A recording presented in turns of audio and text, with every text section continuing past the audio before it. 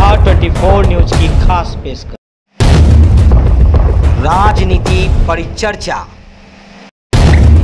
नेताओं से दो टूक। 2024 में क्या खुलेगा खाता राजद का? लालू यादव के वापस बिहार लौटने के बाद जाने क्या होगा राजनीति में बदलाव।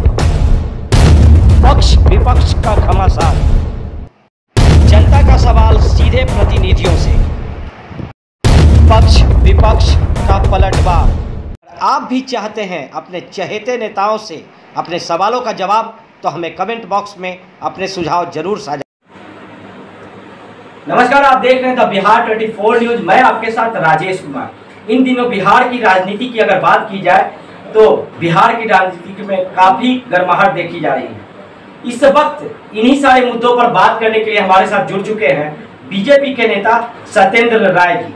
आज सत्येंद्र राय जी से जानेंगे कि बिहार की राजनीति में काफी उथल पुथल देखने को मिल रही है, उस पर सत्येंद्र राय की क्या राय है।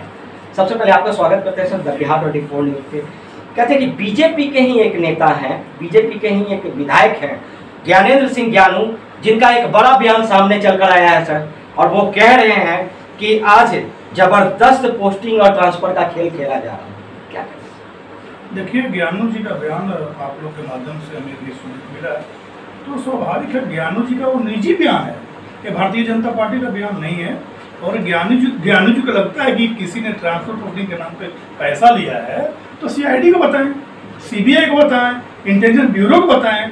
अब मीडिया में बता रहे हैं, पार्टी के अंदर रहकर मीडिया में बोल रहे हैं कि ट्रांसफर पोस्टिंग के नाम पे पैसा लिया जा रहा है, तो वो निजी राय है, भाजपा का नहीं है। वो विधायक है, इससे पूर्व भी उन्होंने बहुत सारा बयान दिए थे जब मंत्रिमंडल का गठन हुआ था।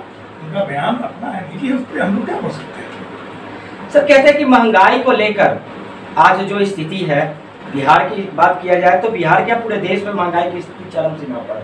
कहते हैं पेट्रोल का स्थिति जो था कि कल गाड़ियों से लेकर आज घर तक का रसोई गैस में भी वृद्धि हो गई। और कहते हैं सर कि भाजपा का दिन आएगा तो अच्छे दिन आएंगे। कौन सा अच्छा दिन हम लोग देखेंगे? देखिए, मैंने इससे पूर्व भी बयान दिया था कि जितने भी चाहे रसोई गैस हो, पेट्रोल हो, डीजल हो, सबको जीएसटी के अंदर लाना चाहिए। अब देखेंगे, लोग समझता है कि केंद्र ने बढ़ाया, ये लोग नहीं जानते हैं कि राज्य सरकार का अलग टैक्स है, जीएसटी अलग है, सेंट्रल का टैक्स अलग है, तो सब मिलकर आज 100 रुपये हो गया या 101 रुपया या 95, तो सब मिलकर होता है।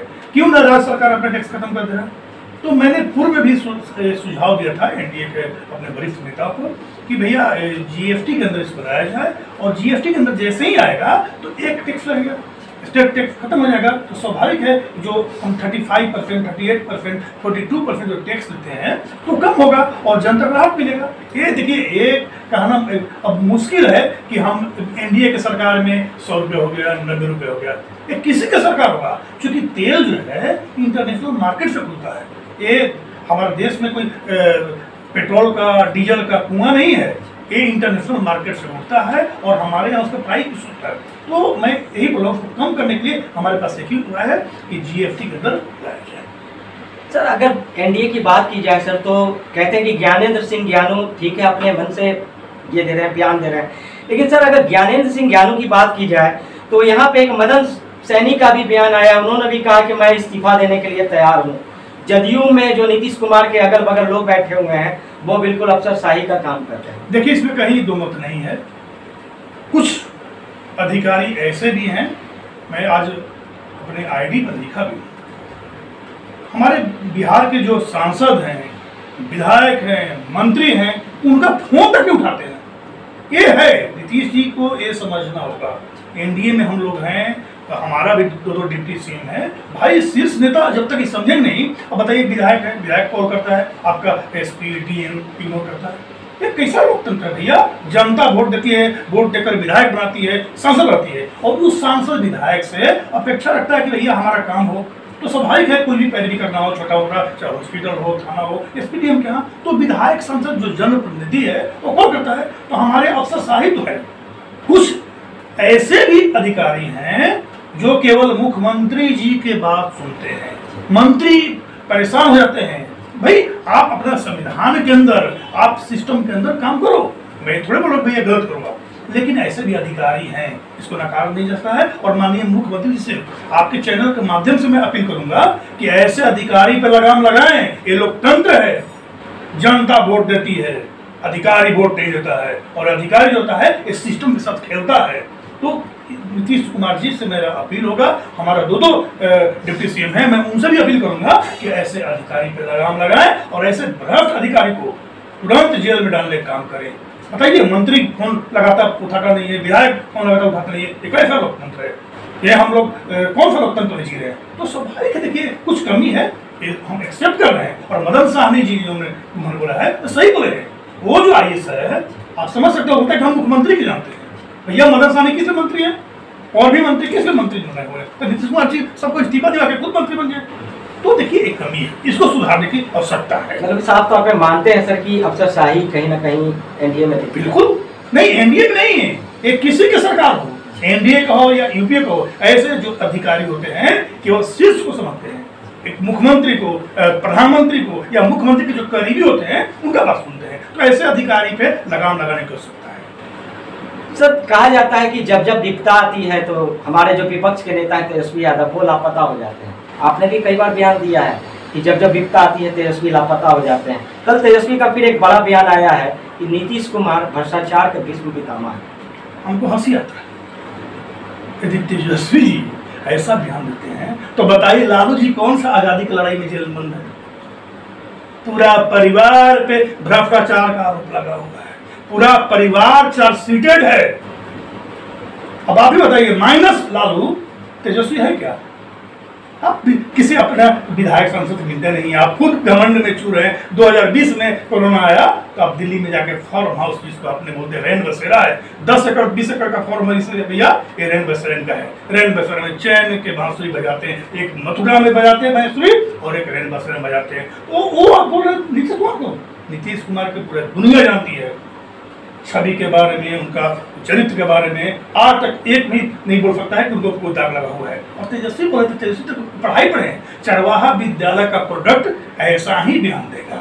उनका पिताजी खुद जेल में बंद है और आने वाले समय सुन लीजिए, मैं आपके चैनल के माध्यम से फिर मैं जनता को बताना चाहता हूँ कि तेजस्वी भी चारा से भी बड़ा घोटाला में जाएंगे जेल। ये जितना संपत्ति बना के रखे हैं अभी धीरे धीरे सब निकलेगा, भाजपा निकालेगी, क्योंकि भाजपा जो है भ्रष्ट को छोड़ती नहीं है। सर तेजस्वी यादव की बात की जाए तो कुछ दिन पहले ही तेजस्वी यादव का बयान आया था कि लालू यादव की तबीयत में काफ़ी सुधार हो रही है और लालू यादव वापस बिहार आ रहे हैं। क्या बिहार आने पे, लालू यादव के वापसी आने पर बिहार के राजनीति में क्या असर है? देखिए, हम भगवान से प्रार्थना करेंगे, सामाजिक जीवन भी जीते हैं, हम लोग भी जीते हैं। मैं कभी नहीं कहूँगा कि लालू जी का तबीयत सुधार न हो, अच्छे न हो। मैं ईश्वर से प्रार्थना करूँगा कि बहुत जल्द सुधार हो, बहुत जल्द आए कि हम लोग का दो हाथ करने का मौका मिले। लालू जी आएंगे तो क्या कहेंगे कि हम वोटर से लड़ के आ रहे हैं, जनता को क्या बताएंगे, कहाँ से आ रहे भैया, आपको बेल किस आधार पर मिला है? जाइए जनता को बताइए, आपके ऊपर कितना FIR है, जाइए जनता को बताइए, आप किस केस में जेल में बंद हैं, ये जनता को बताइए ना।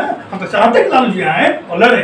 तेजस्वी जी तो अभी बच्चे हैं, तेजस्वी जी बस नेता विपक्ष बने हुए हैं, आराम कर रहे हैं। चलिए जनता के बीच आइए, जनता आपसे पूछना चाहती है, आप अपना क्षेत्र में जाइए। तेजस्वी ऐसा विपक्ष नेता है कि उनके क्षेत्र में काला झंडा दिखाया जाता है। तो लालू जी आएगा, हम लोग तो स्वागत कर रहे हैं, आइए जल्दी आइए, जल्दी आइए और लड़िए हमसे, क्योंकि हम लोग लालू जी से ही लड़ना चाहते हैं। तेजस्वी तो बच्चे हैं और ये जनता भी जान रही है कि लालू चालीसा जो है ना बहुत पुराना मनोहर पोथी हो चुका है। अब मनोहर पोथी बिहार को नहीं पढ़ने वाले हैं, सबके घर में मोबाइल है, सबके हाथ में इंटरनेट है, सब लोग गूगल पे सर्च करता है कि हमारा राज कहाँ पहुँच रहा है। माननीय नीतीश कुमार के नेतृत्व में, एनडीए के नेतृत्व में बिहार आगे बढ़ रही है और जाति धर्म से लोग ऊपर सोचना शुरू कर दिए। सर पूर्व में रालोसपा के साथ रहे हैं, 2024 के चुनाव में उपेंद्र कुशवाहा का क्या? देखिए, उपेंद्र जी अभी पार्लियामेंट्री बोर्ड का अध्यक्ष है, स्वाभाविक रूप से नेता भी बड़े हैं। हाँ, एक सच है कि हमने उनके साथ करीब 4.5 साल पार्टी का उपाध्यक्ष और प्रवक्ता के तौर पर काम किया। बहुत अच्छे इंसान हैं और अच्छे के साथ साथ जमीनी नेता हैं। उन्होंने जमीन पे काम किए हैं, रालोसपा को बहुत ऊंचाई पर ले जाने काम किए हैं। ठीक है, राजनीति में चलता है दूसरे के साथ मिलना, गठबंधन, विलय, एक परंपरा रहा है, लेकिन उपेंद्र जी के आने से एनडीए और मजबूत हुई है और 2024 का जो लोकसभा होगा, इस बार तो एक आध खाता खुल गए लोग ना, 2024 में महागठबंधन, गठबंधन, लाठी लड़ावन, तेल पिलावन, सब स्वाहा। सर, अगर 2 दिन पहले की बात की जाए तो जीतन राम मांझी का बहुत बड़ा बयान आया था कि नीतीश कुमार के 7 निश्चय में एक बड़ा निश्चय शराबबंदी बिल्कुल टाइम फिक्स है। देखिए, मांझी जी का निजी बयान है, स्वाभाविक है, बिहार को मुख्यमंत्री रह चुके हैं, बड़ा नेता भी हैं, एनडीए के सहयोगी हैं और लोग बड़ी सम्मान करते हैं। बिल्कुल, यदि कहीं कुछ चूक है तो सुझाव देना चाहिए। अब नीतीश कुमार जी यदि शराबबंदी किए हैं तो अच्छा है। शराब पी के लोग रोड पे झगड़ा करते थे, पत्नी को, बच्चे को मारपीट करते थे, शराब के चक्कर में जमीन जायदाद बेचते थे, तो अच्छा हुआ है। नीतीश कुमार गलत कहाँ किए? हाँ, कुछ कमी तो सुझाव दीजिए। और नीतीश कुमार तो मांगते हैं सुझाव कि हमें भैया आप सुझाव दो, हम इम्प्लीमेंट करेंगे। तो नीतीश कुमार जी का अपना रोल अच्छा है, शराबबंदी होना चाहिए। मैं तो चाहूँगा कि पूरे देश के पैमाने पे शराबबंदी, कि जो शराब की वजह से क्राइम होता है, देख लीजिए पूरे देश में, अब तो इसको कम होना चाहिए। और मैं मांझी से अपील करूँगा कि सुझाव दें, हम लोग उस पर काम करने का। जैसा कि आपने देखा कि हमारे साथ जुड़े हुए थे बीजेपी के नेता सत्येंद्र राय और उनसे कई मुद्दों पर बातें की। इन्हीं तरह तमाम खबरों के साथ हमारे साथ जुड़े रहिए और देखते रहिए द बिहार 24 न्यूज़। नमस्कार।